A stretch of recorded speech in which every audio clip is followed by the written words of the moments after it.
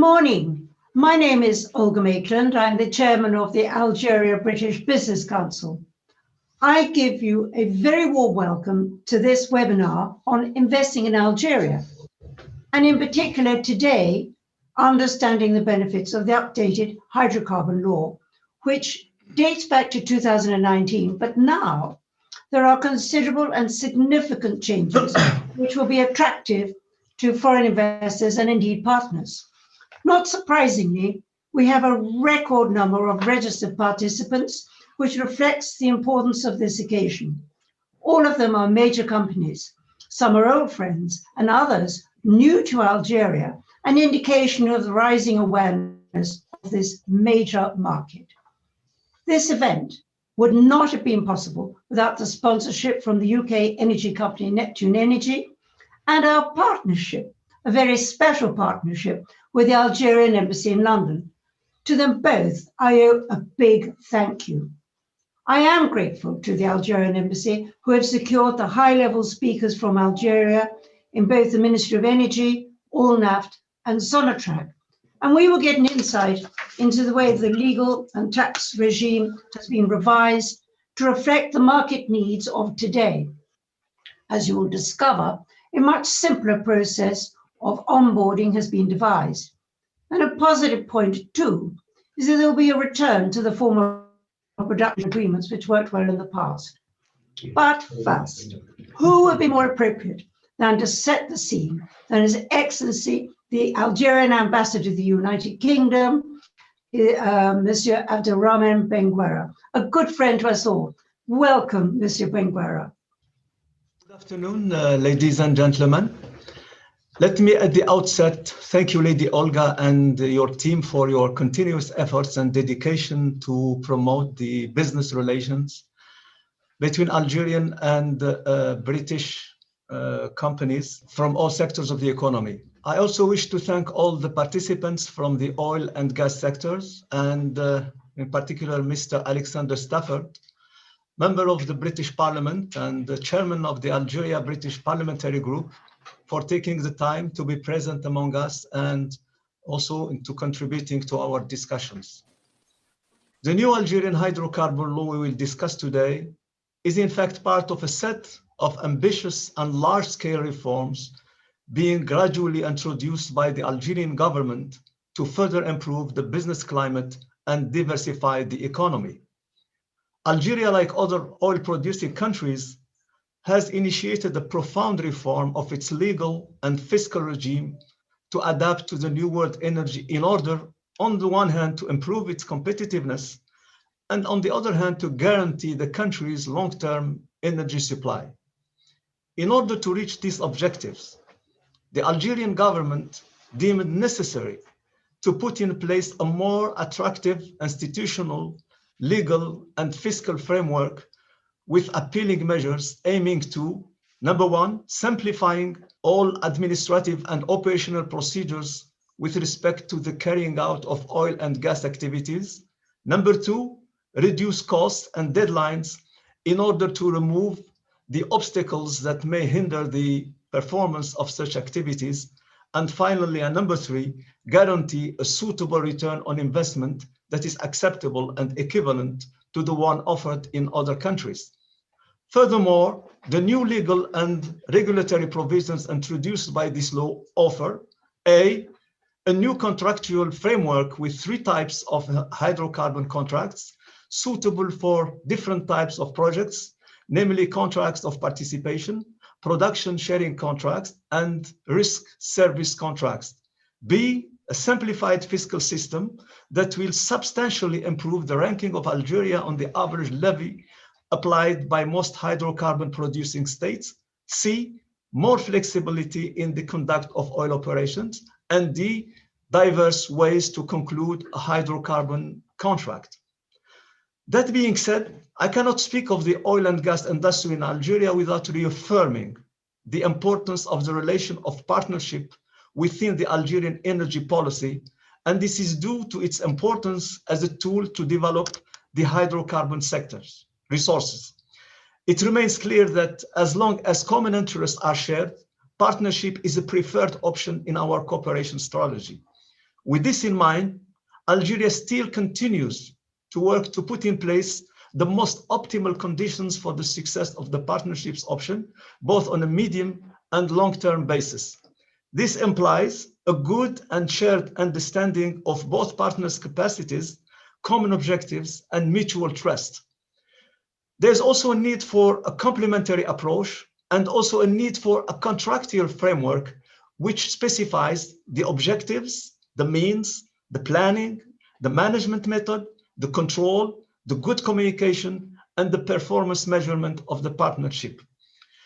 This law, in fact, reflects, as I mentioned above, Algeria's willingness to create the right environment and to provide all the incentives in order to encourage direct investment within the framework of a sustainable development that is mutually beneficial to all investors, be they private, national, or international. In conclusion, I would like to wish success to all the participants, notably to the representative of the companies in search of projects in Algeria. They can be assured that they will find in the Algerian institution, starting from the embassy to the Ministry of Energy, to Sonatrach, to ANAFT, and all companies, Algerian companies, all the necessary support and professionalism needed for the success of their endeavors.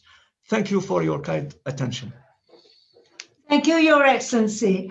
And I must say, you have put it so succinctly that the rest of our webinar will follow through with your very helpful words. But I do agree with you, this new setting of the business relationship is going to make a real quantum difference. But we will be hearing more from you at the end of the webinar. So thank you very much for now. So I now turn to presentations from Algeria explaining the developments of the hydrocarbon law. And my first speaker will be Mr. Farid Ayadi, who's the Mining Promotion Director from Allnaft. Mr. Ayadi? I'm Farid Ayadi. I'm in charge of promotion at National Agency Allnaft. Background in mechanical engineering. I joined Sonatrach 14 years ago, and I worked for seven years, and then joined Allnaft in 2007. Now in charge of promotion of the mining domain.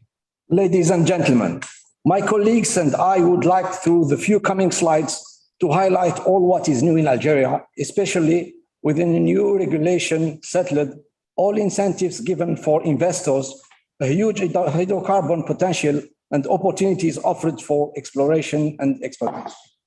Algeria have a new roadmap to attract foreign investment, even if current tight situation with the pandemic are the big constraint, but we are still working to keep in touch with partners who are already operating in the country. And in the same time, many new foreign partners joined us and expressed a big interest to conduct operation in the upstream.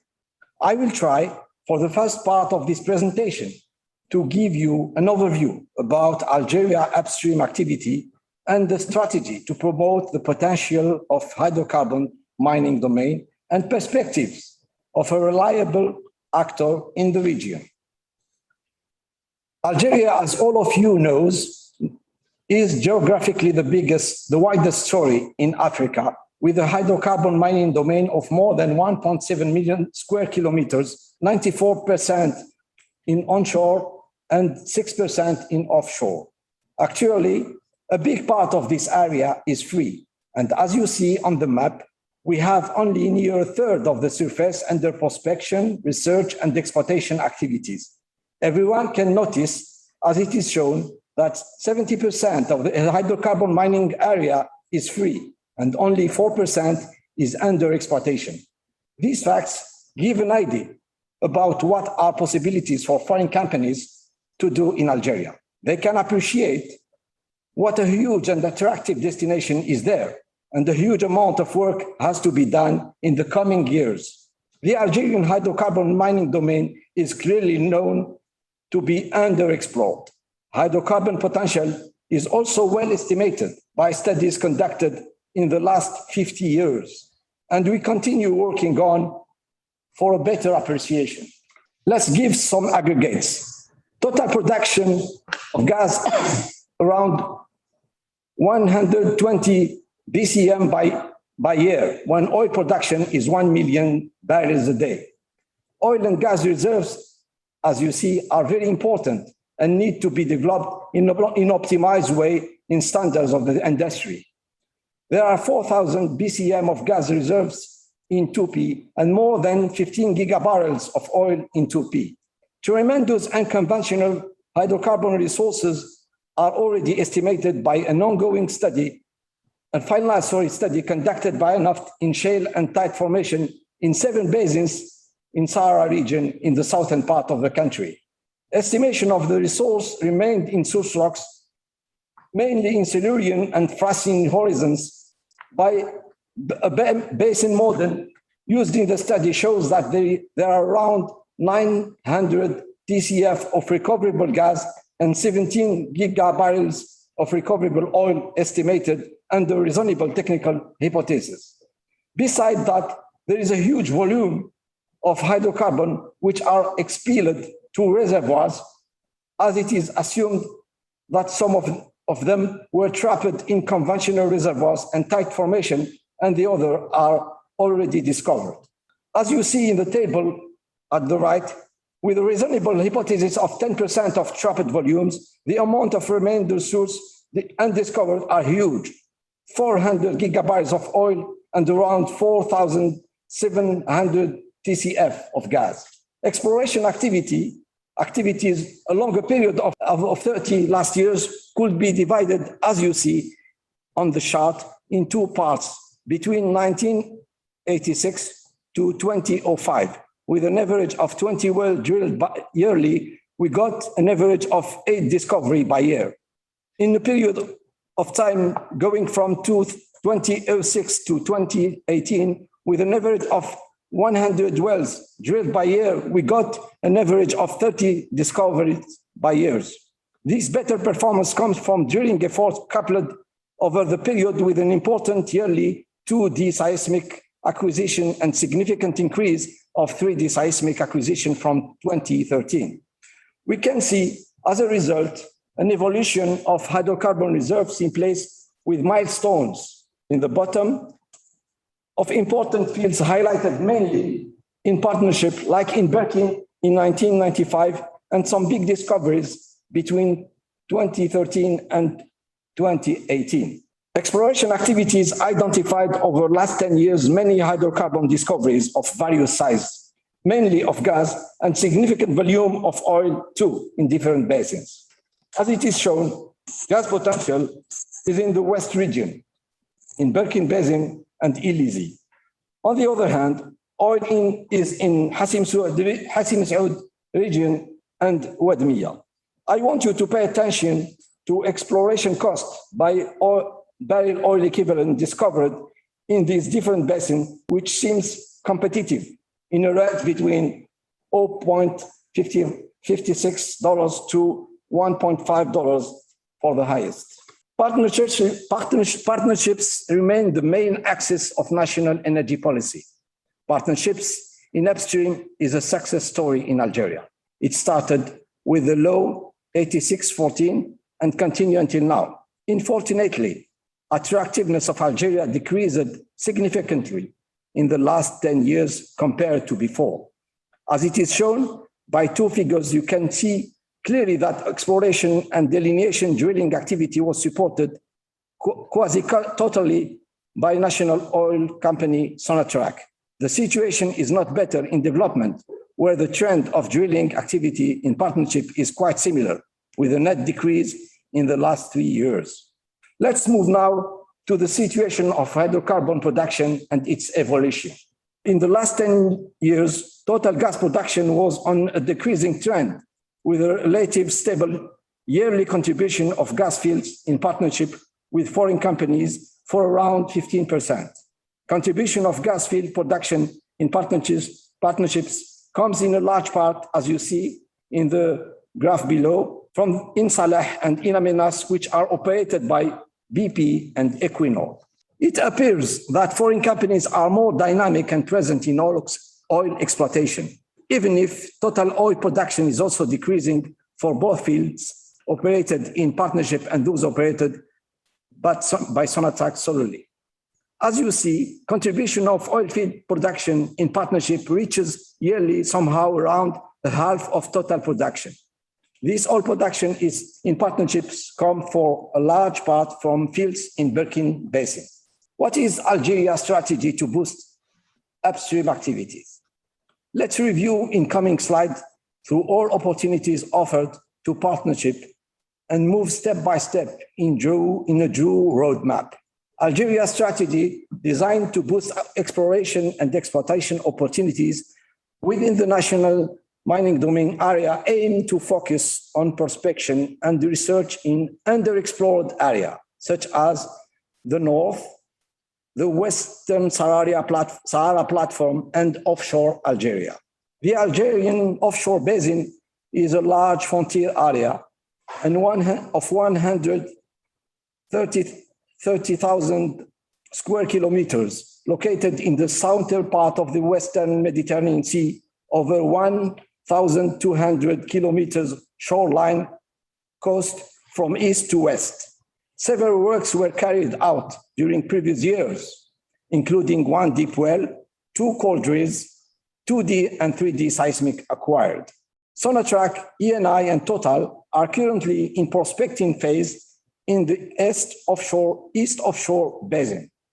Prospects and leads that reaches a size of 400 square kilometers were already identified. There are presence of clastic reservoirs and thermogenic and biogenic hydrocarbon generated. Estimated volume for prospects and leads are more than 500 million barrels of oil and more than 2 TCF of gas. Algeria offshore remains an area to be developed in partnerships. Algeria aims to build a successful exploration strategy, which requires conducting regional studies of high quality in order to increase reserves. This strategy is based on increasing reserves of brownfields, as it is shown on the right, and in the same time exploring deep horizon, stratigraphic and mixed traps, like deep reservoirs in Birkin, Gassitwil and Illizi Basin, and stratigraphic traps in Illizi. There are also opportunities for partnership in appraisal and development of existing discoveries of oil and gas. Delineation and development of existing discoveries of over than 100 new near fields discoveries are to be developed, like gas discoveries in Illizi, Birkin, Ahmed, Timimoun, and Dergan, with a total amount of reserves P2 plus P3 of 118 TCF. Total oil reserve in discoveries in Wadmiya, Amgid, and Birkin are about 8.74 gigabarrels in 2P and 3P. Another option to consider is enhanced oil recovery in mature fields. There are many mature fields which need to be stimulated to increase the recovery of reserves in place after a long period of exploitation. It is estimated that in more than 30 fields, by increasing the recovery rate by 10% to 15%, the remaining recoverable reserves will increase by 7.2 gigabarrels. This technique can be implemented in Wadmiya, Amgid, Illizi, and Birkin, where, for example, an increase of recovery factor of 13% will more than double remaining recoverable reserves from 1.2 gigabarrels to 2.6 gigabarrels. As a big challenge for the future of the Algerian hydrocarbon industry, and in a straight line with national energy security policy, exploration of shale and tight plays in a long-term strategy with profitable exploitation in a safe and secure way for environment and aquifers is another option to boost upstream activities. Main resource rock identified by our study are Silurian and Friesen. Tremendous resources are confirmed by Al-Naft study conducted with ABBC Front Lab. There is possibility to produce particularly gas in Western Basin and liquids in Eastern one. National Oil Company Sonatrach drilled in 2014 2 wells in Ahmed Basin as a pilot test of fracked shale formation, where the production of gas over a period of time was very similar compared to performance of best wells in US Marcellus field. What is new with promotion of new E&P projects? Since 2017, Al-Naft has adopted the new approach for the promotion and enhancement of investment opportunities through conclusion of study agreements to assess the hydrocarbon potential of the Algerian mining domain. Exploration and production opportunities that are promoted under study agreement process concerns many discoveries and fields to be developed near the existing facilities, significant potential in conventional reserves in different fields, new approach for tight oil and gas reservoir development fields, new techniques and technologies to improve the recovery factor in mature fields. The purpose of this new approach is to minimize risk on the project by carrying out a study before any commitment by the company, confirm the hydrocarbon potential and the economic viability of the proposed projects, and finally, improve knowledge and understanding of hydrocarbon mining domain potential. The study convention process includes a brief presentation to international company of E&P projects in the first step, and then a data room is organized to appreciate quality of the data and get an overview of the potential. If the interest of the company is expressed, Al-Naft give all the data available for free to the company to conduct a study after signing a study agreement. In case the study confirms the potential and profitability of the project, Al-Naft assists the company to get a contract. Until now, and under this process, 10 oil and gas development projects are proposed. 21 study conventions were signed with foreign companies since 2017. 7 studies are already finalized. 3 E&P contracts were signed under this process with Eni in 2018, and production started 9 months later. Many other contracts are now under discussion with international companies on different opportunities. In a way to improve knowledge and understanding of hydrocarbon mining domain and estimate the potential, 3 integrated studies in different basins were launched.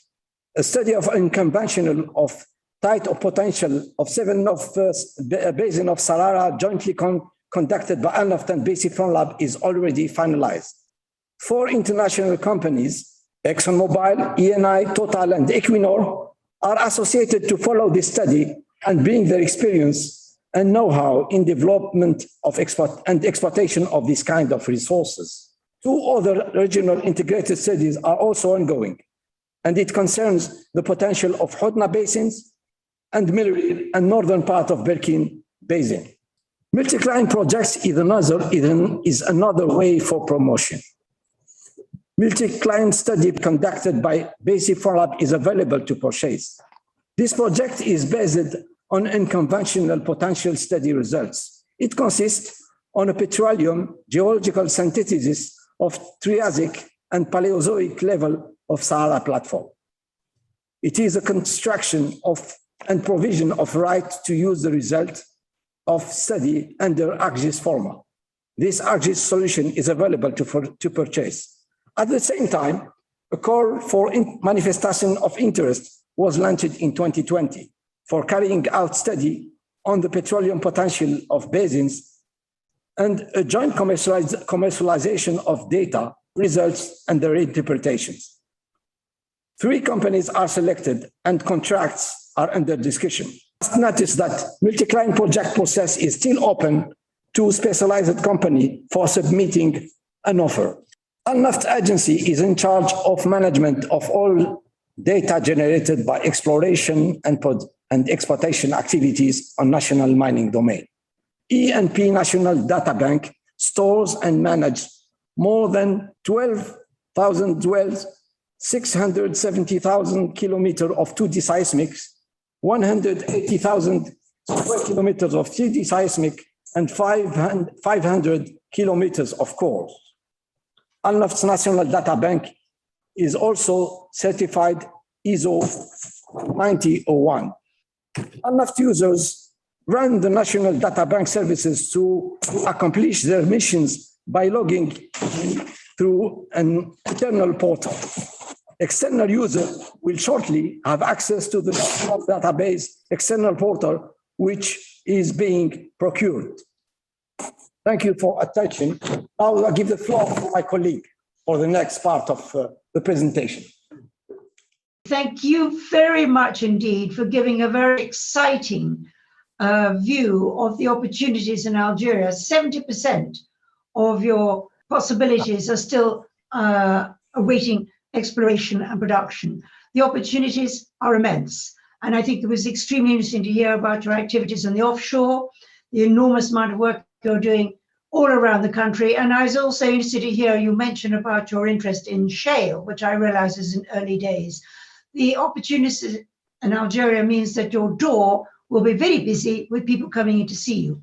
Now, thank you for now, but I'd like to turn to Madam Noor El Houda, who is a lawyer at Al-Naft, and she will discuss the legal implications. Madam, I give you a very warm welcome, and it'll be a pleasure to hear what you have to say. Thank you, Lady Olga. I represent myself.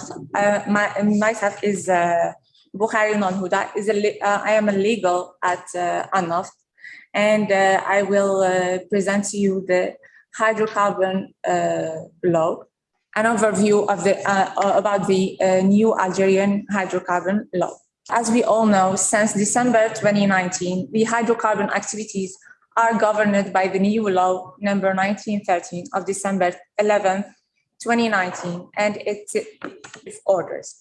About 23 executive orders has been published till today, and the others are being approved. As our presentation will show, this new law provides a very attractive fiscal regime and a contractual flexibility. And also it covers three important aspects, which are the upstream activities, downstream activities, and HSE, the health, safety, and environmental aspect. Before moving to the three important points covered by the law, we have to explain the institutional organization of the hydrocarbon sector. In the head of this organization, we have the Ministry of Energy and Mines, which is in charge of implementing national policies and strategies in the field of energy, including hydrocarbons. Then we have the agencies. Of course, we have Al-Naft, the National Agency for the Valorization of Hydrocarbon Resources, and IRH, Regulation of Hydrocarbon Resources Authority. Al-Naft is mainly in charge of promoting the investment in the upstream activities. It issues the authorization of prospection, issues also the attribution deeds of perimeters and upstream concessions, and it approves the development plans. For the ARH, it's in charge of technical regulations applicable to the hydrocarbon activities, regulations on HSE, the environment, and prevention and management of risk measures. Also, it controls the conformity of and quality of petroleum products, and it approves the environmental impact studies and hazard studies. Of course, these are the main missions of these agencies. There are other missions provided by the hydrocarbon law. Now we move to the first part of covered by the hydrocarbon law, which is the upstream activities. In accordance to the law, the upstream activities are defined as the activities of prospecting, exploration, appraisal, and exploitation of hydrocarbons. It includes processing facilities, compression, gathering system, storage, and expedition facilities, and site abandonment activities. We wonder who can carry out the upstream activities. the law, in accordance to the hydrocarbon law, any person pre-qualified by UNOFT, whether as an investor with a person with sufficient financial capacities, or an investor, operator, a person with sufficient financial and technical capacities, or as an upstream operator, a person with technical capacities who is pre-qualified to conduct the upstream operation on behalf and under the responsibility of the NOC and its partner or partners can carry out the upstream activities. For example, for the prospection activities, any person holding prospecting authorization can carry out prospecting activities. For the exploration and or exploitation activities, it can be carried out whether by a TV between Sonatrach and other companies under the hydrocarbon contract, or by the national oil company Sonatrach solely under the upstream concession. I am sure everyone is wondering what authorization is required to exercise the upstream activities. For the prospection activities, we have the prospection authorization, which is delivered by UNOFT, and it allows the prospector to detect hydrocarbons using geological methods and carrying out stratigraphic drilling. This authorization is non-exclusive, and it's delivered for a duration of 2 years, renewable once for a maximum duration, the same duration. This authorization can provide some privileges to the prospector. For example, a prospector having carried out prospecting activities on a perimeter or part of it can benefit from preferential rights in around it. And if that happens and the prospector could conclude a contract with Sonatrach, those expenses, I mean the expenses of prospecting previously approved by UNOFT, will be considered as exploration investment attached to the first year of entry into force of the hydrocarbon contract. Now, for the exploration and exploitation activities, we have the upstream concession. The upstream concession is delivered by UNOFT, and it allows the national company the right to carry out exploration and exploitation activities on a perimeter with initial duration of 30 years. And next, we have the attribution deed. The attribution deed is necessarily attached to a hydrocarbon contract. It's a document by which UNOFT grants to the contracting parties. By the contracting parties, we mean national company and any pre-qualified person, the right to carry out research and exploitation activities within a defined perimeter. Now we have the hydrocarbon contract.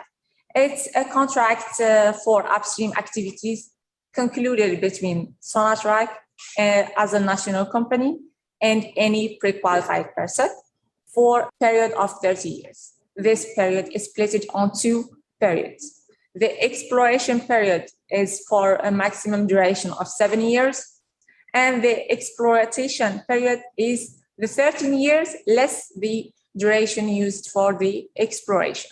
We have 3 types of contracts: the production sharing contract, the participation contract, and risk services contract. In the next slide, we will get to know the difference between these 3 types of contracts. For the participation contract, it's a contract that defines the terms by which the contracting parties exercise the upstream activities within a perimeter, and also it defines the financial obligations of the contracting parties up to their participation rates. For the production sharing contract, it also defines the terms by which the contracting parties carry out the upstream activities within a perimeter. But in this contract, it defines the production sharing mechanisms intended for the reimbursement of cost oil and for the benefit of the foreign contract. The last type of contract is the risk services contract. This contract defines the terms by which the contracting parties carry out the upstream activities within a perimeter, and it defines the revenue sharing mechanisms intended for the reimbursement of cost oil and the benefits of the foreign co-contractor. As we said, this new law provides a very attractive fiscal regime. As we can see, we have the surface tax, the hydrocarbons royalty, the hydrocarbon revenue tax, the remuneration tax, and the income tax. Those taxes are generally paid by the NOC for the upstream concession, for the PSC, for the ISC also. And exceptionally, it's payable by the contracting parties in the participation contract. We have an exception to the rule. For the remuneration tax, it's payable, it represents 3% of the gross remuneration of the foreign co-contractor, and it's payable by the NOC, but it's on behalf of the foreign co-contractor. Also, we have other taxes that are payable by the contracting parties as the hydraulic royalty and tax on flaring gas.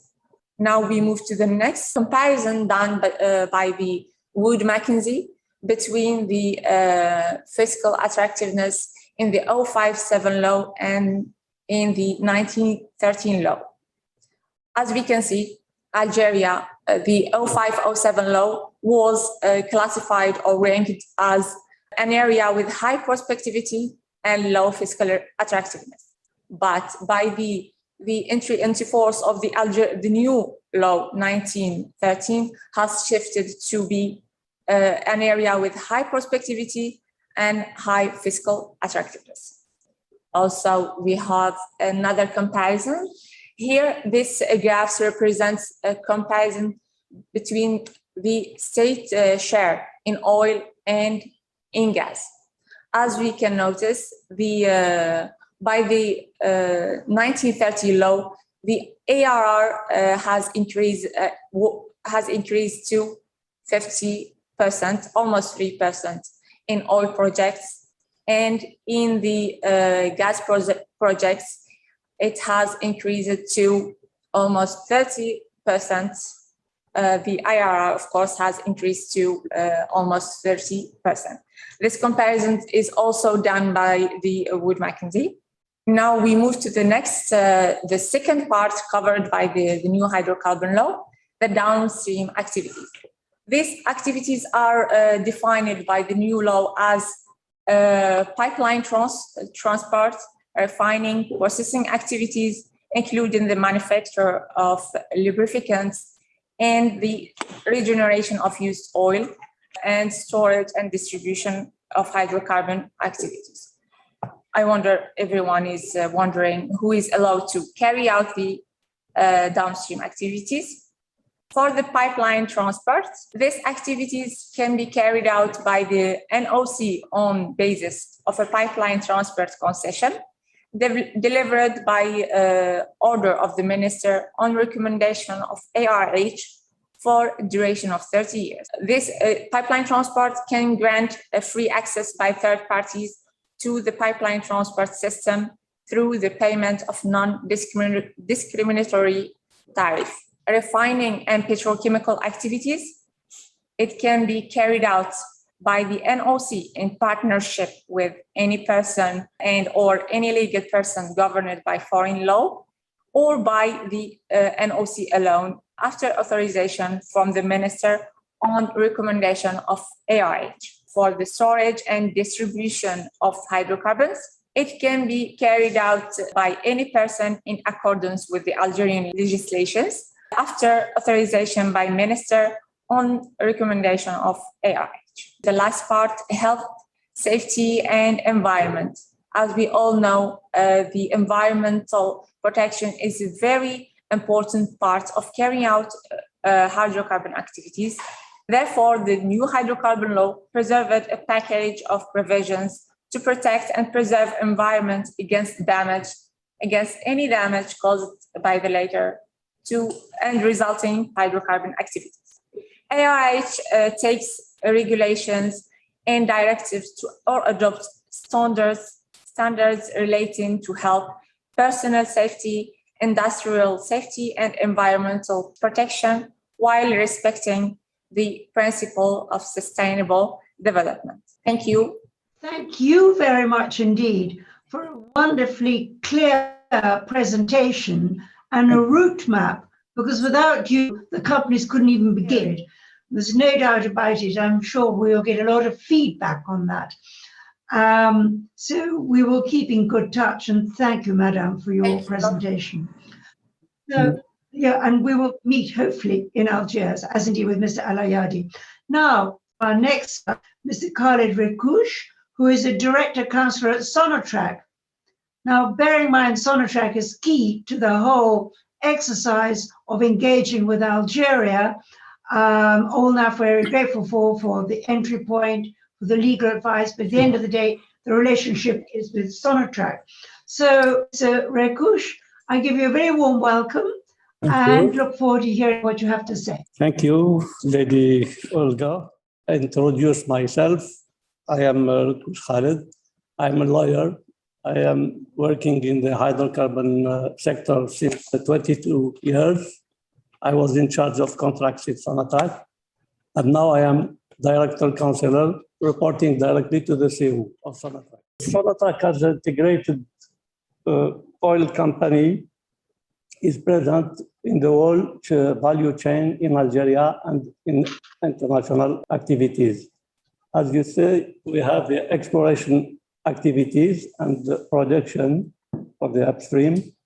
We are present in the transport system activities by pipelines, and we are active also in the liquefaction and separation, refining, petrochemicals, and commercialization or marketing activities. Algeria is the largest country in Africa, and I can say that Sonatrach is the largest company in Africa with a large portfolio of more than 100 national and international companies.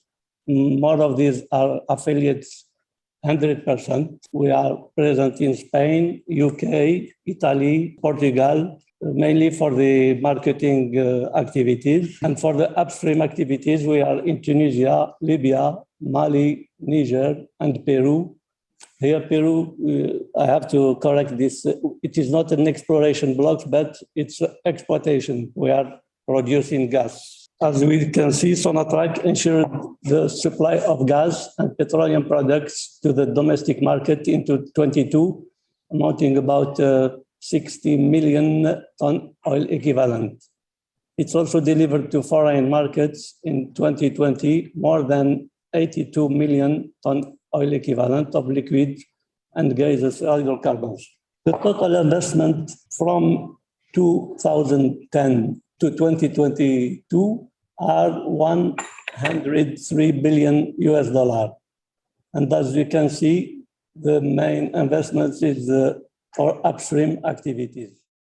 For the midterm investment, Sonatrach plans to invest about $41 billion, representing 84% of the activities of Sonatrach alone and 16% with partners. 70% of this plan is dedicated to the upstream activities. For the transportation activities, Sonatrach operates more than 20,000 kilometers of pipelines, 40 pipelines divided into 22 pipeline transport system for all products, gas, oil, condensate, and LPG. We have 85 stations and about 400 machines, 3 million ton storage, and about 3 million tons of cargo capacity. There is two main hubs, as you can see in the map. For the gas is the red one, it's Hassermel, and for the green one, it's for Hassim South. And we have 3 international gas export pipelines with 52 BCM total capacity. We have Medgaz to Spain, GPDF to Spain, and GM to Italy via Tunisia. This network presents a big flexibility to Sonatrach As you can see here, the natural gas capacity is supplemented by 31 BCM of LNG capacity. Sonatrach operates 4 LNG plants, 3 in Algérie and 1 in Skikda. The total capacity of LNG is about 60 million cubic meters of LNG, representing 30 BCM of natural gas. This slide shows the petrochemical activities of Sonatrach. The plants are operated jointly with partners. You can see we have ammonia with ABBC, which is an Omani company, and sulfate with Egyptian Orascom. We have Helios or helium with Helap, and we have Helison marketing and Helison production with Linde Gas. We have also methanol, CPNZ in Algérie, ammonia, another ammonia Fertial, and Sonatrach in partnership with Fertial, Spanish partner. And we have HDPE, polyethylene, and polypropylene with Sonatrach, which is a new project. In addition to its marketing activity, via gas pipelines, Sonatrach have shipping capacities. We have 7 methane tankers for the transport of LNG with a total capacity of 600,000 cubic meters, 9 LPG tankers, and we have 2 oil tankers. Also, Sonatrach present through its solarization project, which is fully part of the National Renewable Energy Strategy 2019, was marked by the inauguration of the first photovoltaic gas hybrid solar power plant at Berba North in partnership with Eni, and the signature of 2 MOUs with Eni and Total for the development of the renewable energies. The total energy solarization is 13 gigawatt. Many opportunities can be presented for investors in the upstream activities. We have exploration and development, as my colleague shows in his presentation. We have huge unconventional natural gas potential. And in the downstream, we have the development of the petrochemical industry, which is a priority for Sonatrach, and the hydrogen pilot projects. Also, we have equipment production and engineering, privileged partnership to invest in equipment production and engineering. Well, Mr. Rakush, I'd like to thank you very much indeed. I was delighted you mentioned the United Kingdom, but of course, we receive at Milford Haven Algerian gas. So all our households are grateful to be kept warm by Algeria.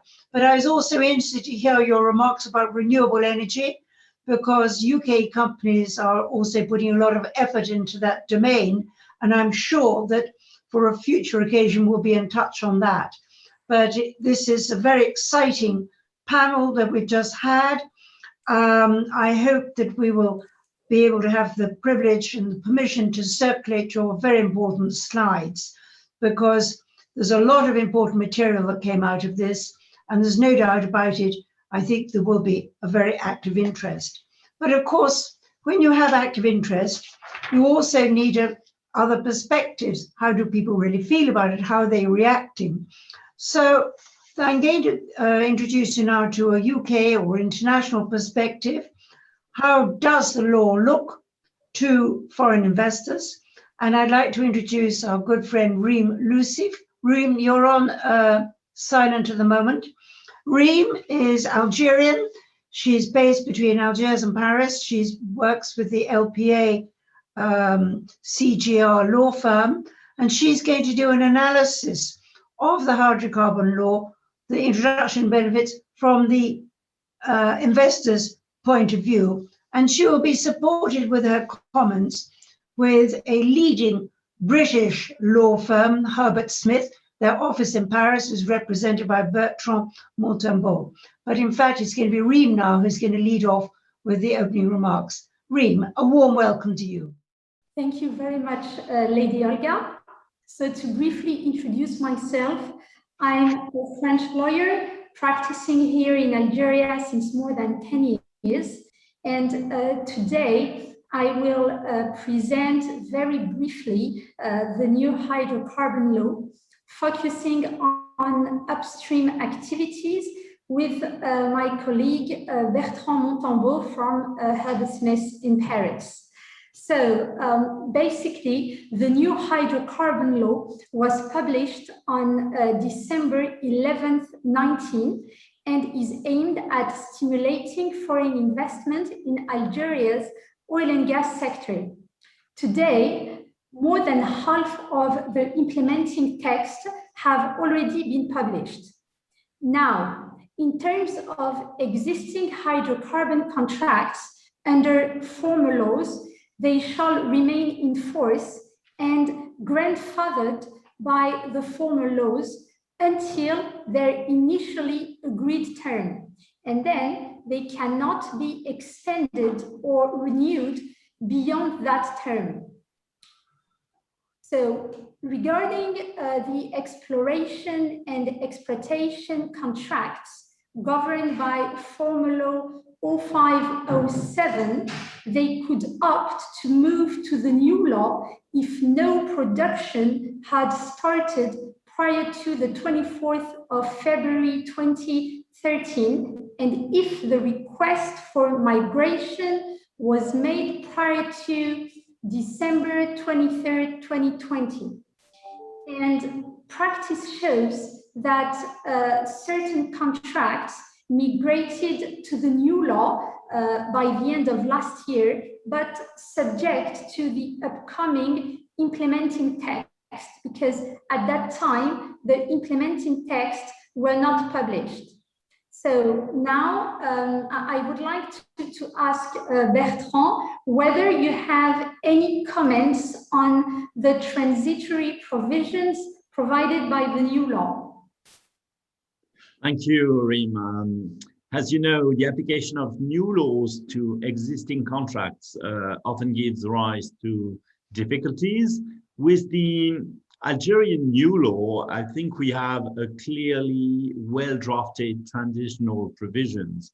I know that the principle of legal predictability is well preserved, that the application of the new law is an option for the holder of existing contracts.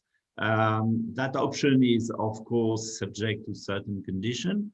And I also note that the immediate application of certain provisions to the existing contracts is limited to very well identified areas of law like health and safety, environment, which is very consistent with international practice.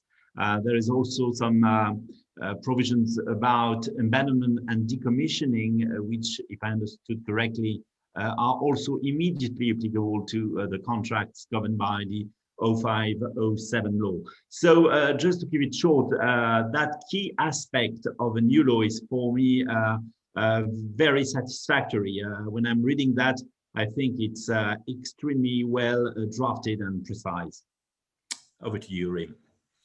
So now we can move on to the next slide regarding the benefits of the new hydrocarbon law. So as explained by Sonatrach, Alnaft, and the ministry, today the new law is generally more precise, simpler, and more flexible with regard to the types of contracts available, with regard to the method of awarding such contracts, and the applicable petroleum tax regime. So on the first point, regarding the more flexible contractual framework, today you have basically three types of hydrocarbon contracts: the partnership contract, the production sharing contract, and the risk services contract. And what we note today is the return to the successful production sharing system that existed in the previous law of 1986 and that resulted in the large hydrocarbon discoveries and the successful development of the Berkine hydrocarbon basin in the 90s. So now, Bertrand, maybe you would like to share with us your views on this new Algerian legal system compared to what you've seen in other French jurisdictions. Yes, thanks, Rim. Maybe, of course, it's a bit challenging to make some general remarks in a short period of time, but maybe just a few brief remarks on the Algerian hydrocarbons legal system compared to what I see in other jurisdictions based on the French civil law system. I would say that the Algerian legal system is different in many respects. And if I may, maybe I would just mention three of them. The first one, which is probably the most obvious, is the 5149 rule, which, as everybody knows, has been maintained in this law. Of course, in other jurisdictions, you also find sometimes provisions providing for a statutory minimum participation of the state or the national oil company, but it's quite rare to have a threshold of more than 50%. The second aspect, which I would probably mention when I think about what I see in other French-speaking jurisdictions, is the institutional organization, which has been brilliantly exposed by Madame Boukari. That institutional framework in Algeria is, I would say, a bit sophisticated.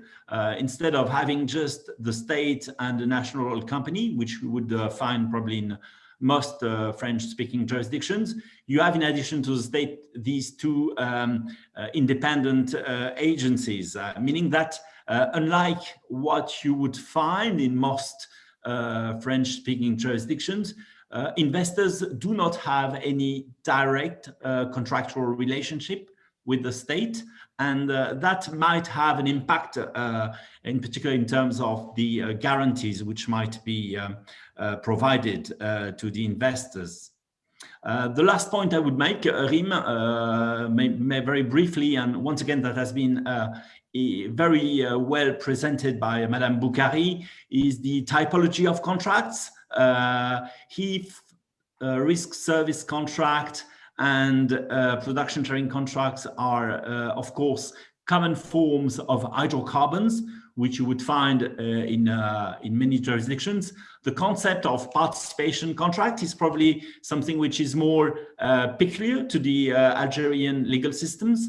When I looked at the provisions about this participation contract, I had the impression that, in fact, it was more or less trying to achieve what you would have under a concessionaire system in other jurisdictions, if you look at the legal and tax regime of that contract. But of course, because in Algeria, the mining titles are held by the state, you can't have a pure concession system. So that would be my some general remarks about the legal system in Algeria. Rim.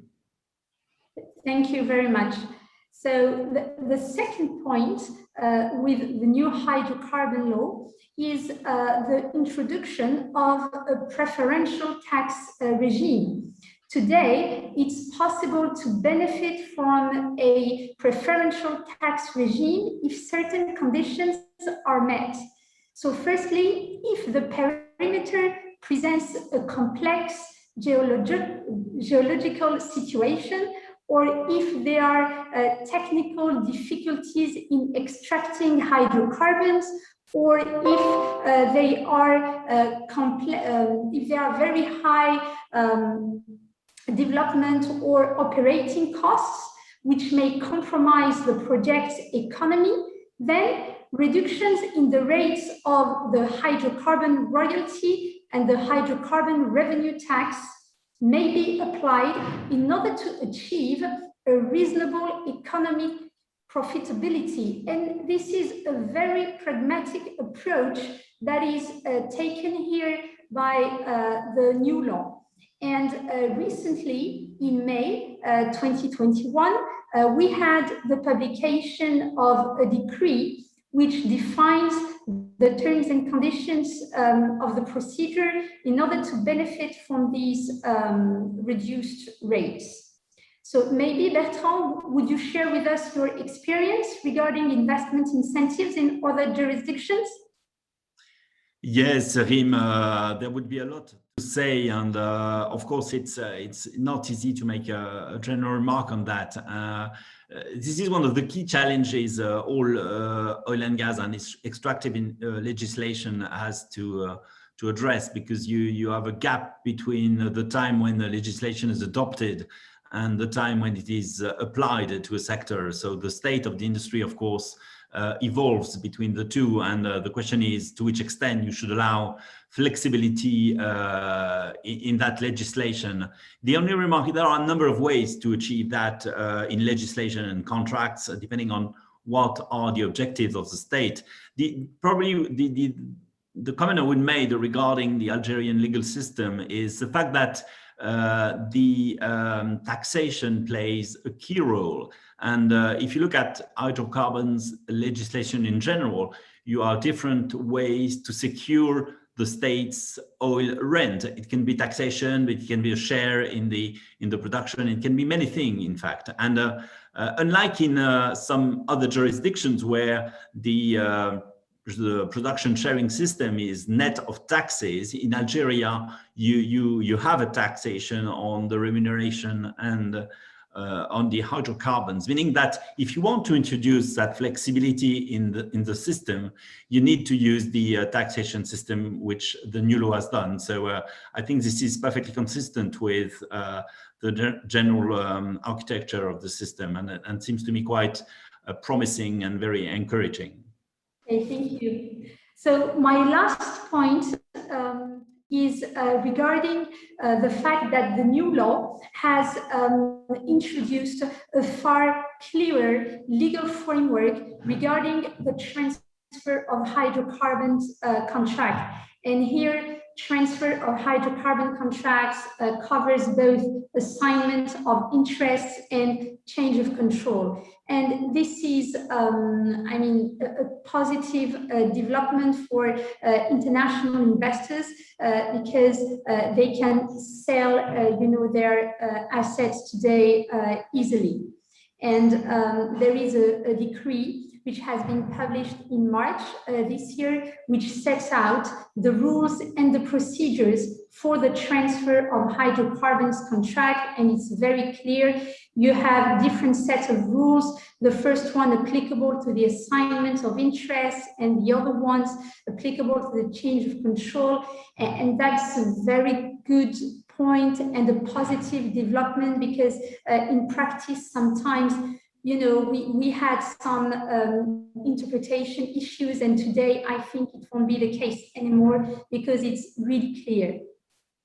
So maybe Bertrand, you have an opinion on the rules applicable to transfer of contract? Riemann, once again, I agree with you. These provisions are quite well drafted, and they are in line with the general trend observed in many jurisdictions, which consists, of aligning the tax and legal regime of share deals to the regime applicable to asset deals. And that trend, is something which once again gives rise to some legal issues, because what you're trying to achieve, in fact, is to impose some obligations on the local entity or the entity subject to local law, to some obligations relating to transactions which are taking place abroad. So that, legally speaking, it's not something which goes, which is easy to achieve. So I would say once again that what you have described, Reem, in terms of the provisions of the law supplemented by the implementing decree are very satisfactory to me. They are very clear. There is a distinction between the transfer of assets versus the change of control. And I think it's important that the two regions are different, and because they do not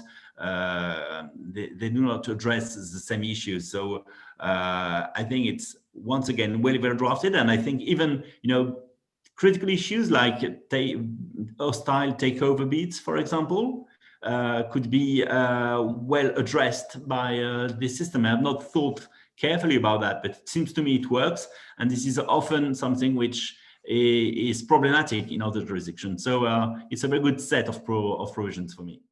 Okay, well, I'd like to thank you very much indeed, because I think both you and Monsieur Bertrand Montambeau set out very clearly the benefits from the new updated hydrocarbon law, the fact that it's going to be more precise, more flexible, more clarity.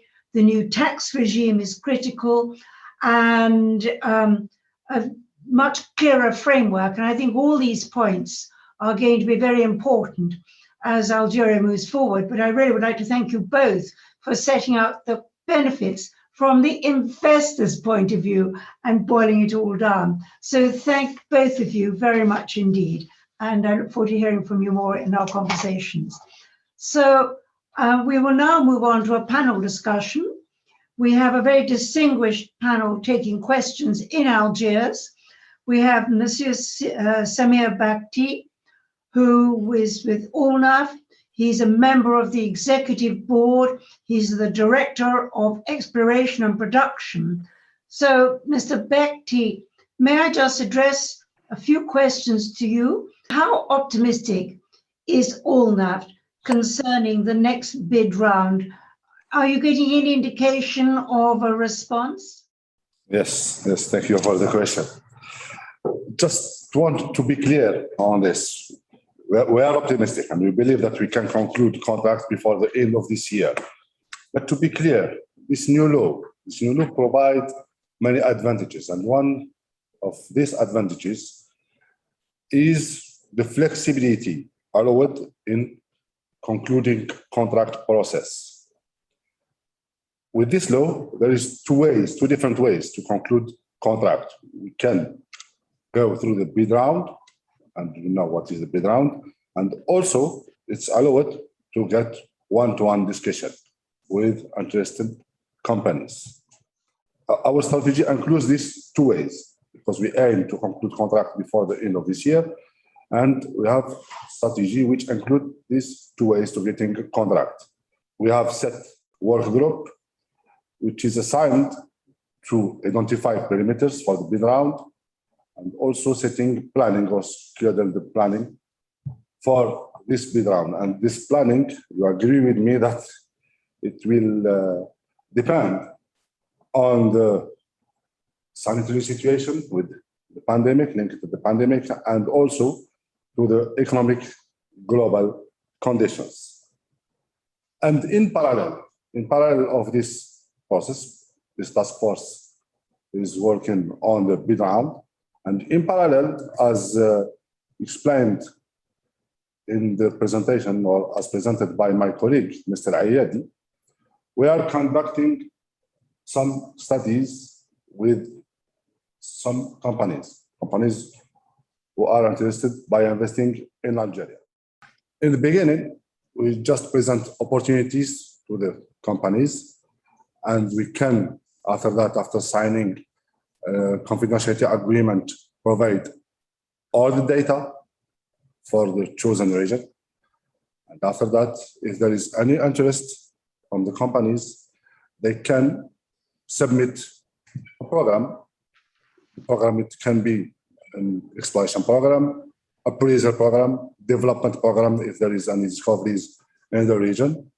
And ALNAF is committed to support them to getting a contract on the chosen region. This is the second way also to getting a contract in Algeria. To summarize, we are optimistic that we will sign a contract before the end of this year using this new law. But as I have explained, the bid round depends on an external condition. But we are running the two processes in the same time. We are open to the one-to-one discussion, and also we are preparing our bid round. Thank you. Well, thank you very much indeed. I'm encouraged that you have such a good take-up already, but I think you probably will have more.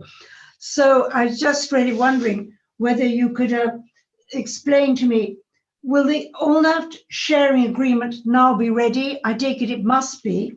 Perhaps you might combine that answer with whether ONAFT will now go in for one-to-one discussions with the companies, or you have a bigger protocol, a bidding round. How do you do it?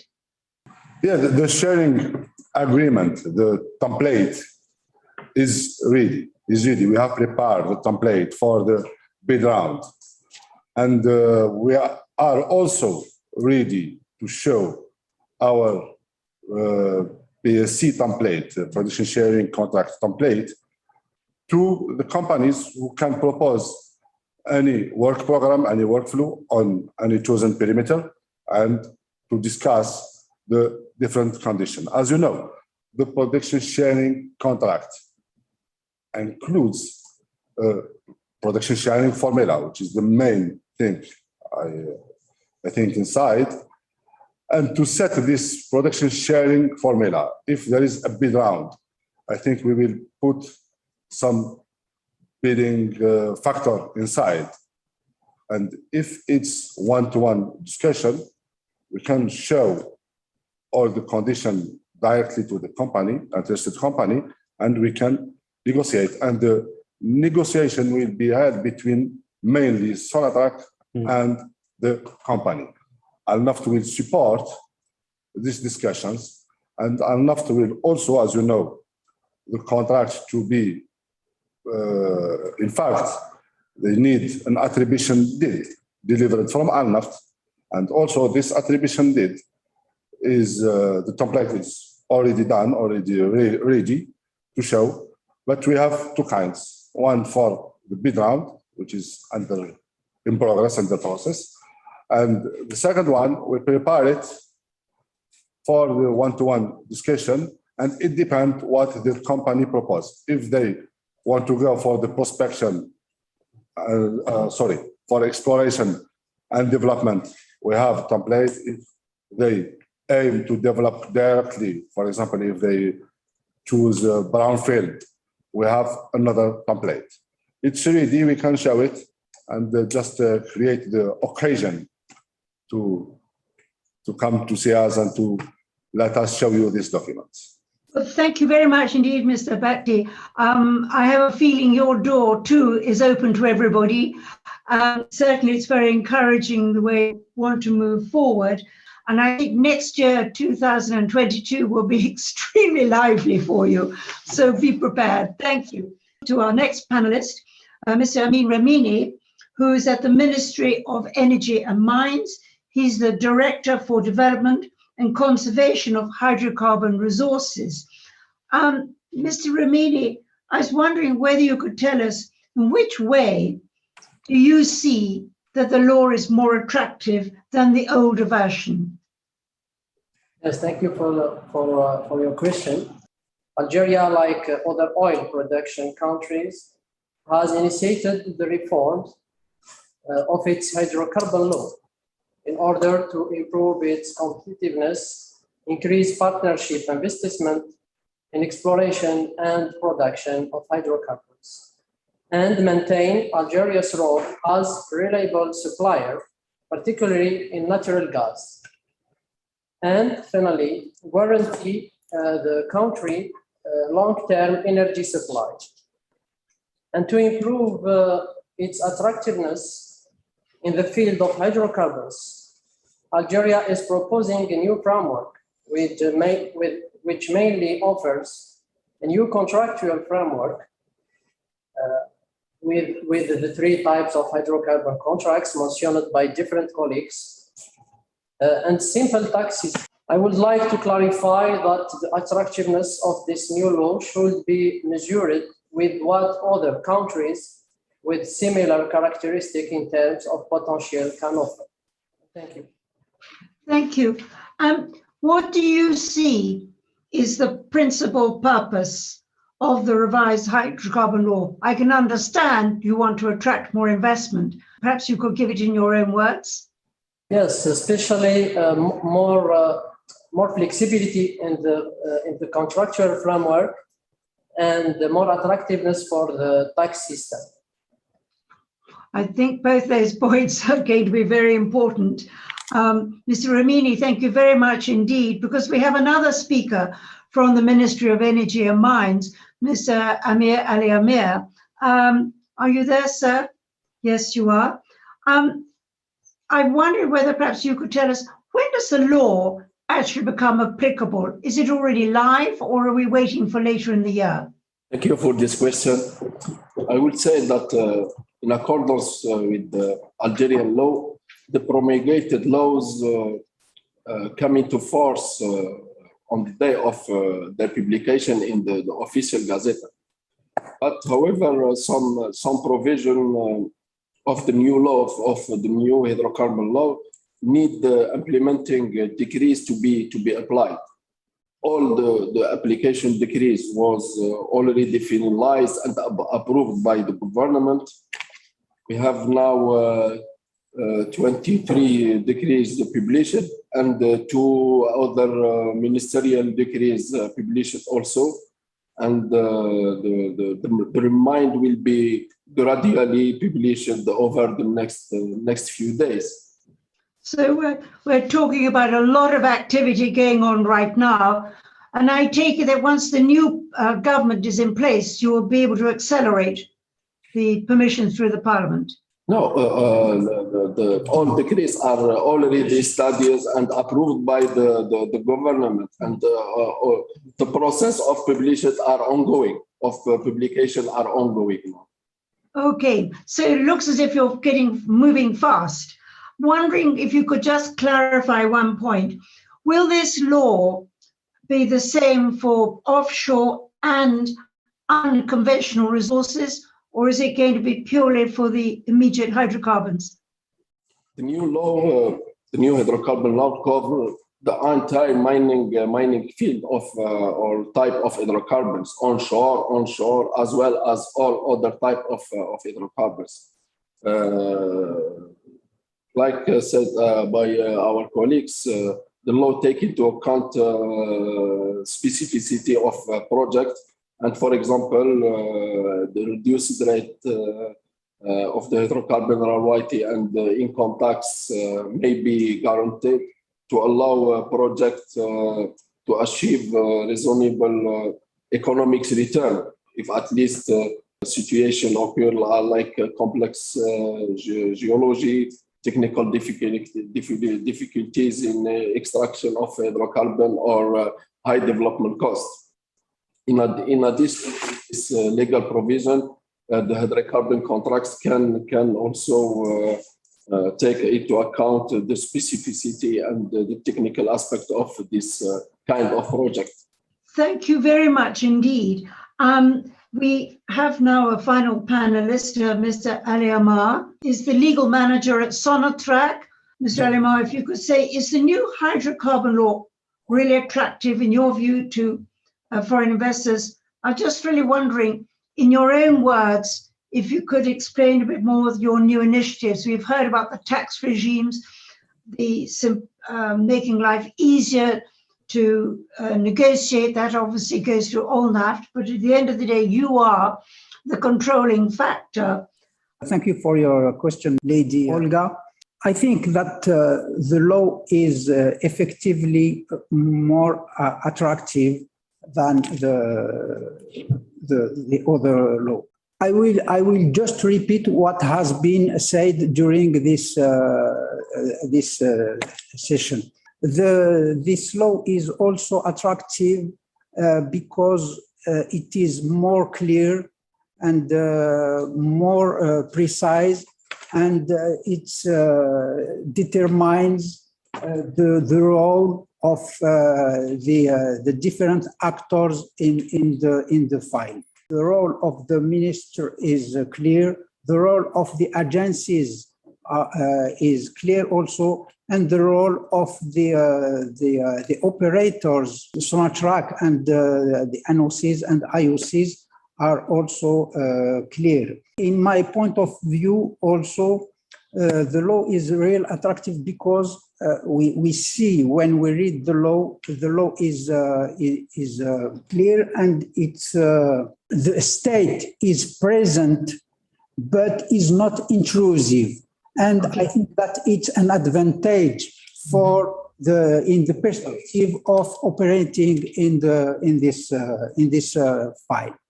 Thank you. Could you please tell me, does the law apply to new investors in existing blocks, or does it have to be in a fresh block? In other words, for existing partners who've been in partnership with Algeria for a long time, will they be able to benefit from the new hydrocarbon law, or is it only the newcomers? The Article 231 is clear on this point.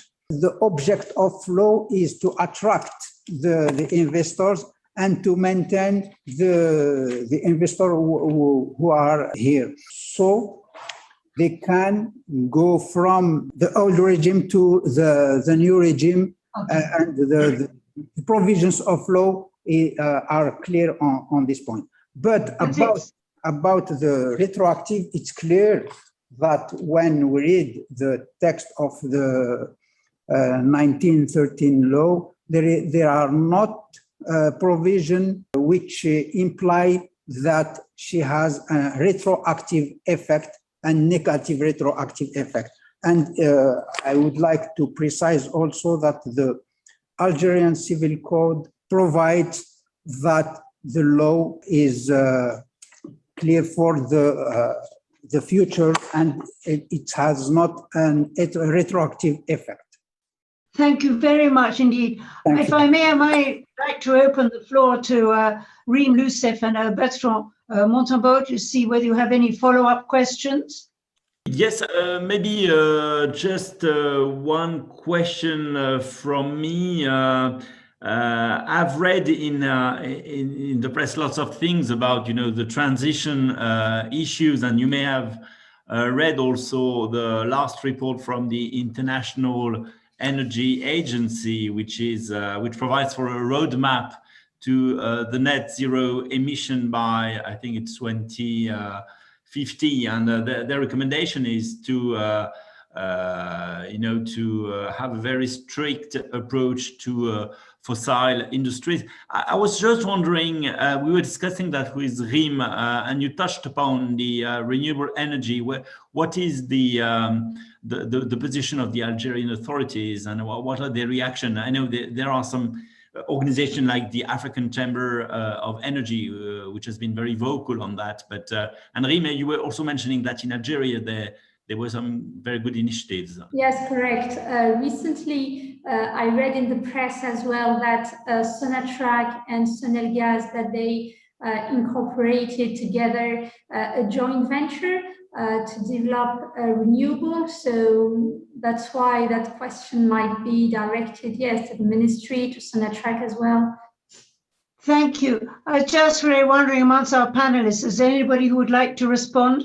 I said in the presentation, there is a program strategy of Algeria for renewable energies, and they give a big part in all the activities of mainly Sonatrach. As we saw in the presentation, it's a first step. Some agreements with some partners for the upstream plants. We have to encourage this area, the investment in this area. That's very helpful. I have another quick question, Lady Olga, if I may. Go ahead. I've read in the press, I don't know to who that question should be addressed, but I read in the press that a lot of MOUs have been recently entered into with a number of foreign investors like Equinor, Sinopec, Pertamina, recently Luca, many companies. And I think during one of the presentation, there was a reference to study agreements being entered into as an initial step. I was just wondering whether these study agreements, which were referred to by one of the speakers initially, were corresponding to the MOUs. And what are these MOUs, in fact? Are they the a recommended approach to the Algerian authorities? Yeah, I will respond. Thank you for this question. There is ALNAFT as a national agency which is in charge of promoting the hydrocarbon domain. And also there is Sonatrach, our national oil company. Sonatrach is signing some head of agreements, some MOUs with companies to try to getting new partnership on some activities. It includes, of course, upstream activity, but it includes also renewable energy, it includes petrochemical, refinery, I don't know. The study agreement are concluded by ALNAFT, exclusively by ALNAFT, and it concerns exclusively and upstream fields. The difference is that within ALNAFT, we will choose an area and we can provide data is, I think, more technical because the HOA signed by Sonatrach or MOU aims to getting study agreement. But with ALNAFT, we focus directly on an area.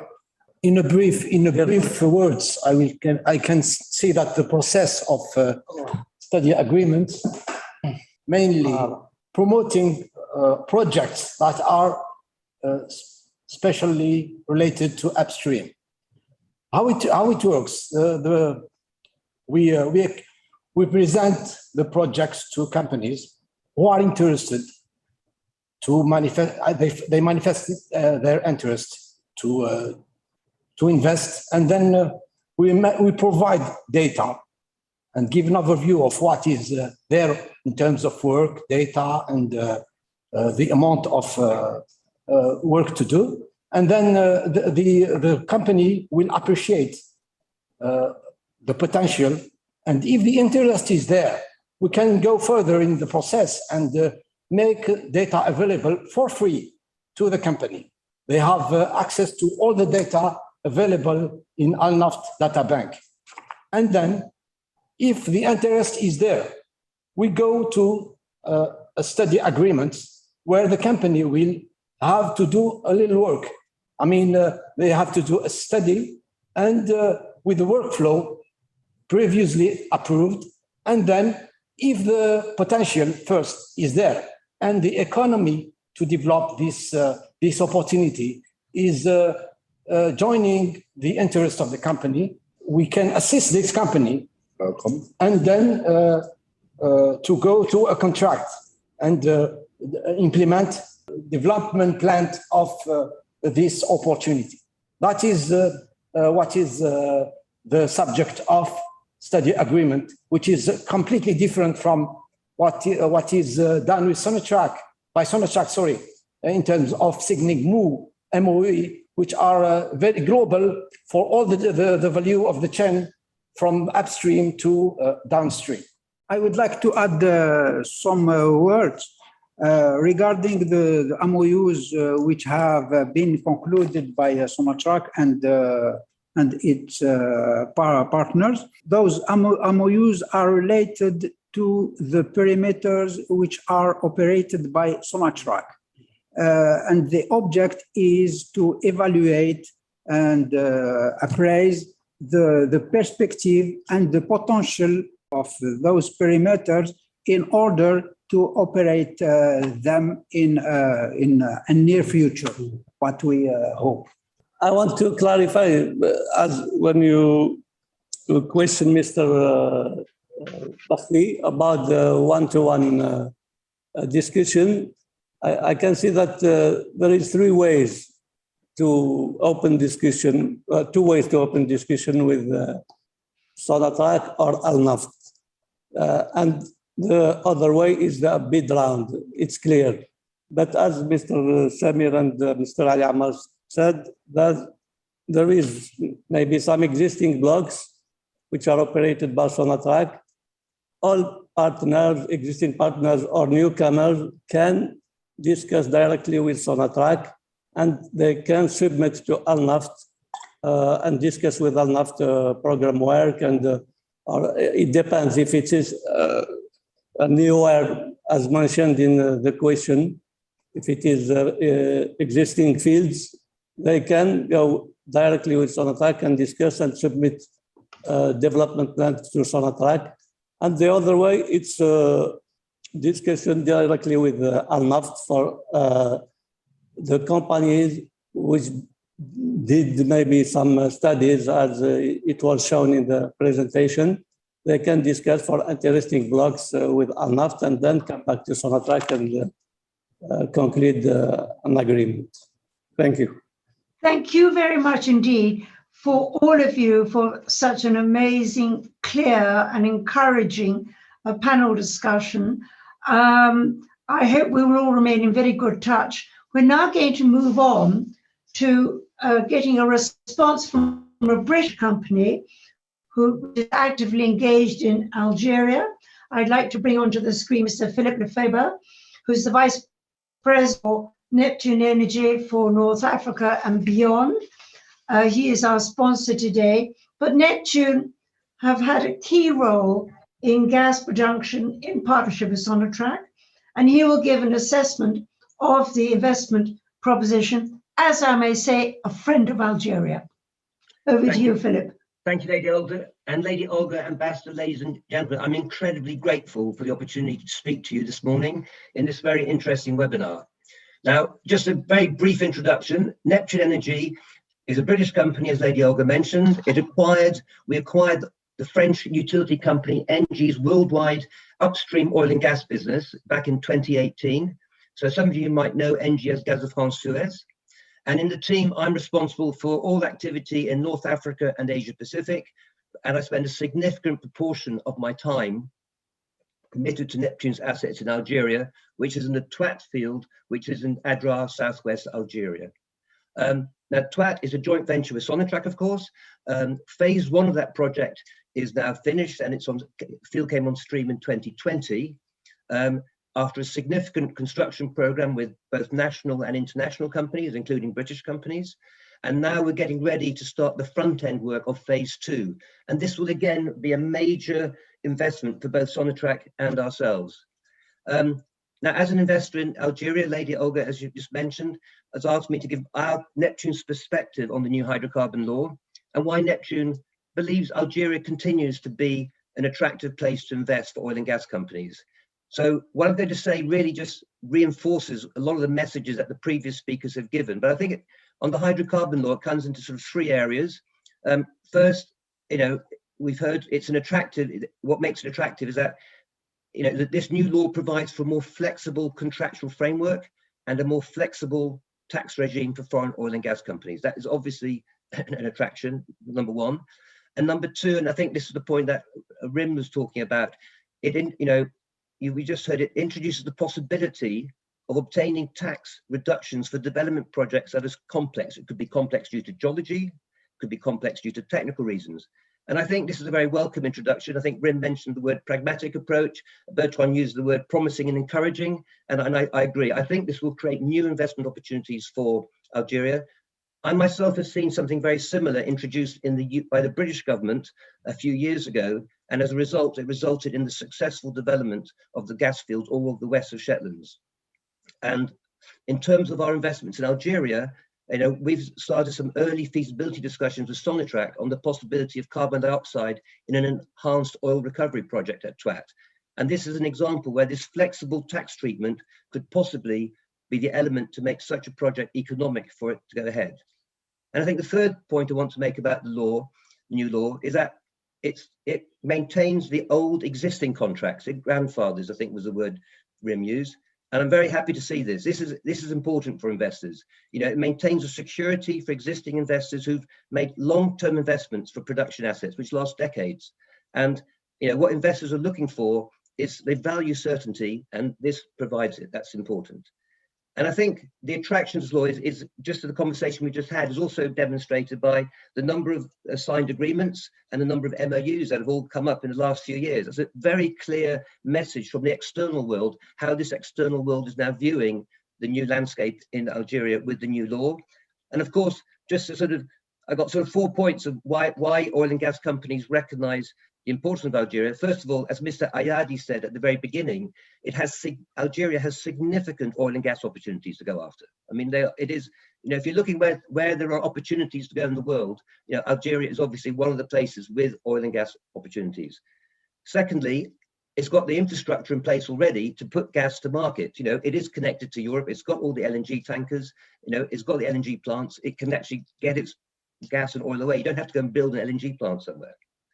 Thirdly, and we haven't really talked about this, but Algeria is perfectly placed to capitalize on the energy transition that we're having in Europe, because gas will continue to form a centerpiece of the EU's plans for decarbonization. And again, Algeria is perfectly placed to help capitalize on that and help EU achieve its aims. And the fourth point is on the new hydrocarbon law. I think this gives people the clarity and the certainty that investors need. And I think it's a good signal from the Algerian government to the oil and gas industry. So just to conclude, obviously we very much welcome the positive investment climate that Sonatrach and the government are seeking to achieve. And we see a bright future for the Algerian exploration and production industry. And Neptune looks forward to further developing and further strengthening its relationships in Algeria. Well, thank you, Philip, very much indeed. And I hope that your message will be warmly received by our friends in Algeria, because coming from an outsider saying Algeria is good for business and the opportunities is very fundamental and very key to its future. And I think also your mention about how we're moving into a clean energy era and how indeed the gas is very much key to that means there's a great future in that direction. So Philip Lefebvre of Neptune, he's on the advisory board of the Algeria British Business Council. We thank you very much indeed for confirming as an outsider but a friend why investment in Algeria is important. My pleasure. I'm just looking forward to getting back to Algeria sooner rather than later. Well, so am I can tell you. We have one final speaker, and that's Mr. Alex Haynes, who is the head of business development at Petrofac. Now, he's going to look at the future in the energy sector. Petrofac is well known in Algeria. It's a long-standing friend. They opened up their office in Algiers over 20 years ago and have successfully worked in partnership with Sonatrach ever since. So Alex Haynes will take a look at the future and what it holds. I should also add that Petrofac are on the advisory board of the Algeria British Business Council. So over to you, Alex. Thank you very much, Lady Olga, and thank you again to all the participants and the hosts for permitting us to speak. I really have enjoyed this morning's session. I think it's hugely encouraging for Algeria, and as a contractor who is committed to Algeria, it's fantastic to have the opportunity to speak. So I hope you can see my screen okay, because my intention here is just to very quickly talk about how the hydrocarbon law can provide opportunities for the energy transition and to ensure that Algeria can continue to monetize and have good business in sending energy, and ideally some clean energy through to Europe as one of its customers. So as Petrofac, we've had 40 years of oil and gas, and we see the landscape in energy changing by regulation and by design. Many people have, many countries, many companies now have a net zero ambition by 2050. And so in order to continue providing heat, light and power to our consumers, we need to do that in a low carbon or a zero carbon way. And so we've identified these 5 areas that you can see here on the screen that we're looking at: carbon capture, which is going to be absolutely key and critical to decarbonizing and storing that CO2 underground. Hydrogen, both blue and green. Blue hydrogen is where you take normal sales gas and you split it into the carbon, you store the carbon, and then you have large scale, quite cheap blue hydrogen. And I believe there's a market for that in Europe that maybe can be satisfied by Algeria. And green hydrogen, where you use renewables to split water into hydrogen, so you can take solar or wind or hydro or something. Then we have our wind sector as well, which we're very keen on.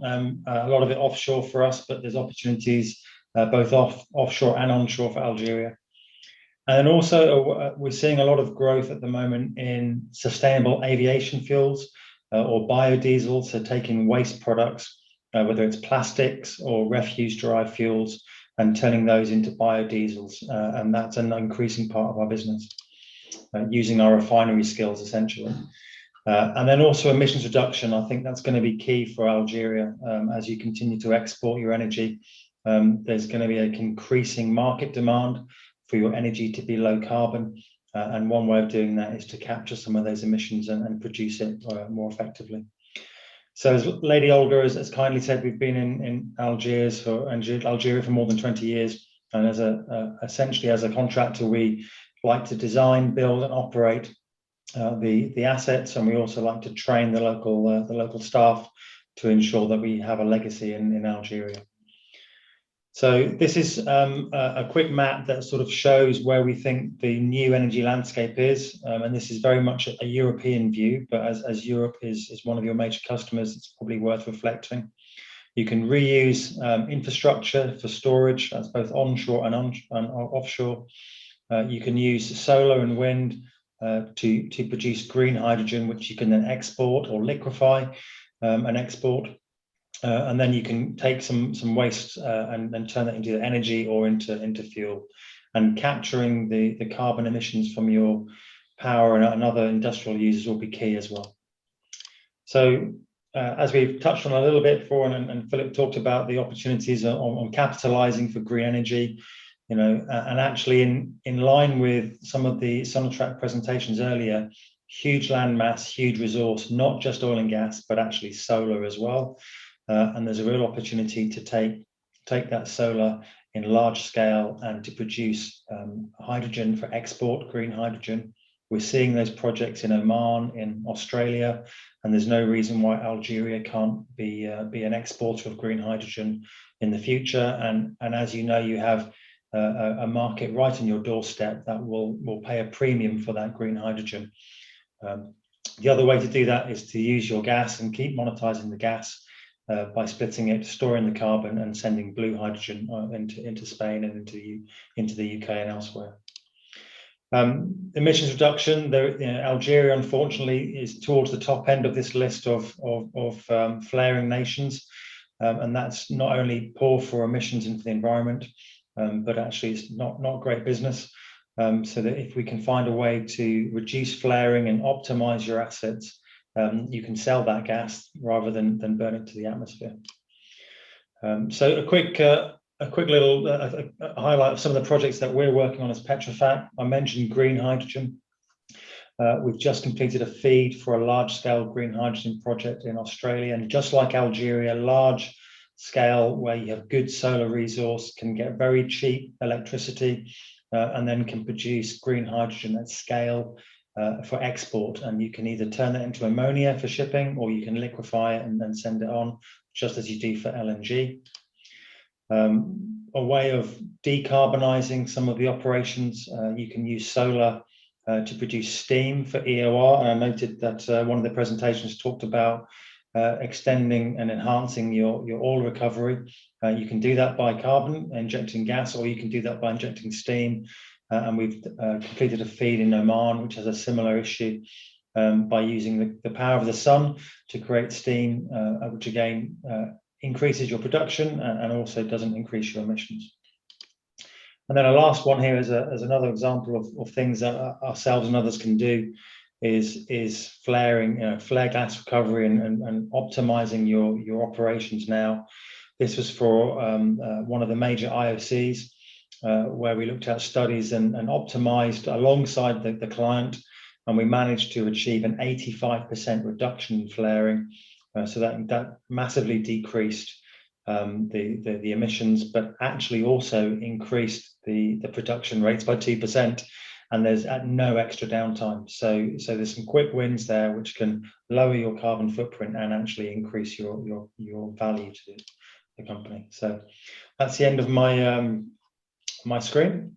Well, Alex, thank you very much indeed for helping us to look to the future where Algeria will clearly have a very big role in the renewable sector. So that will be another conversation at a different date. But thank you very much, and thank Petrofac for its commitment to Algeria, which is an example yet again of British expertise. So finally now, I turn to Mr. Alexander Stafford, who is the chairman of the all-party Algeria-British Parliamentary Group. Mr. Stafford, are you online? I am, and I've enjoyed the last couple of hours. Thank you very much indeed. Well, thank you very much indeed, Alexander, for being with us. Intergovernment relations are important. This builds government confidence and trust, and in the end, it is government relations between countries which are the key to success from which we all benefit. And so I'm very grateful for Mr.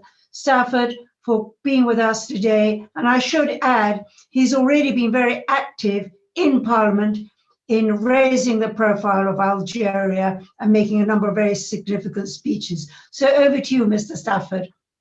Thank you very much indeed. And it's a privilege to address the Algeria British Business Council today on investing in Algeria, and particularly in relation to the new hydrocarbon law. It is also a pleasure to see His Excellency on the call, and we had a very productive meeting at the Algerian Embassy a couple of weeks back. As chair of the Algerian All-Party Parliamentary Group here in the UK, my priority is ensuring that British companies that want to do business in Algeria are supported, particularly in the hydrocarbon sector. I believe there's a huge role for the export of British skills, technology, and expertise in energy to Algeria, and we need to seize this opportunity, especially post-Brexit. Many of you will be aware that I champion the Green Revolution and the pivot to renewables. However, as a former employee of Shell, I appreciate how important oil and gas companies are in this measured transition. Oil and gas companies have a huge role to play in research and innovation, and I pay testament to the British energy companies in Algeria doing great work on this already. We know that Algeria's new hydrocarbon law aims to promote investment in the hydrocarbon sector in Algeria by providing for a more flexible contractual regime and a tax regime more favourable to foreign investors. As we have heard today, the new hydrocarbon law is more precise, a lot simpler, and introduces a more flexible contractual framework.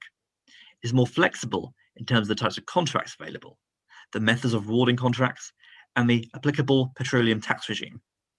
This brings Algeria in line with many other French-speaking jurisdictions and makes Algerian hydrocarbons more competitive with other oil and gas nations.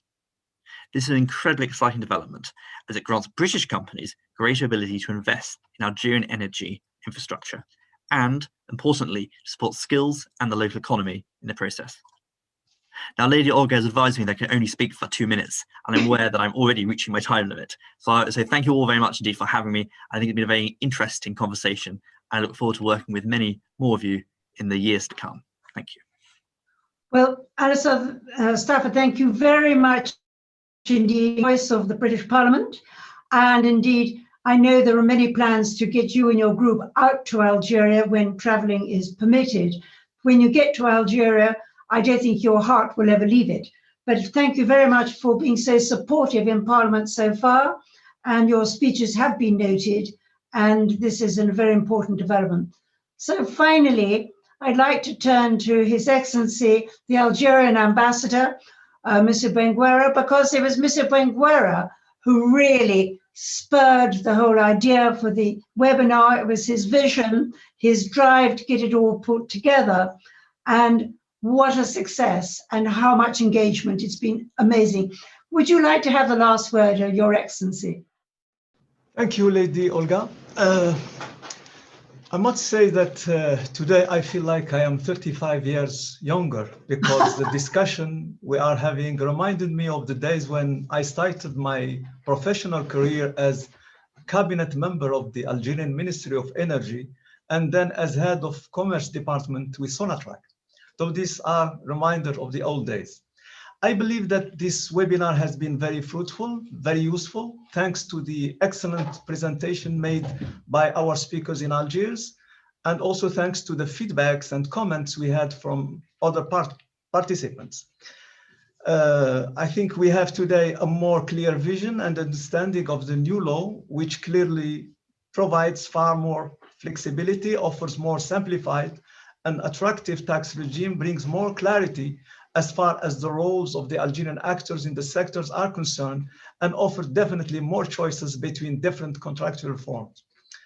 I should also mention that Algeria has always been a reliable and secure source of energy.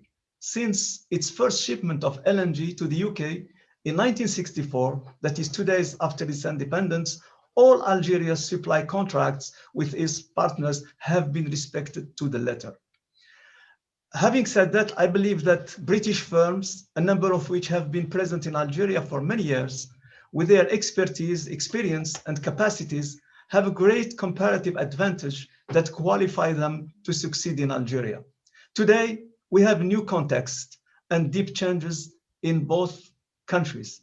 On the one hand, we have the Brexit, or the UK after the Brexit, that is more than ever turning global. And on the other hand, we have a new Algeria emerging through deep and structural reform, political and economic ones.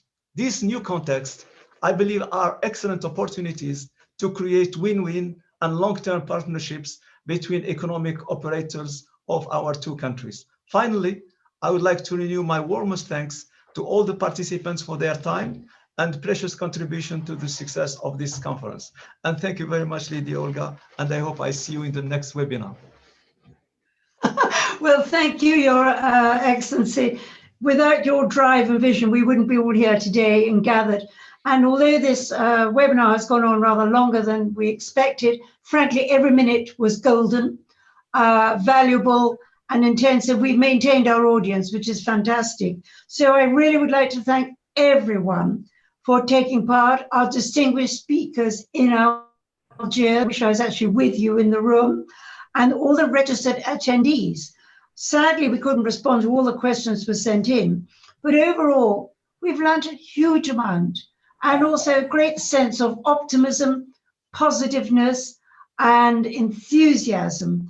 And certainly, I look forward to welcoming more companies coming to Algeria and helping them develop a relationship will be profound and genuine and profitable all around. And as His Excellency say, win-win.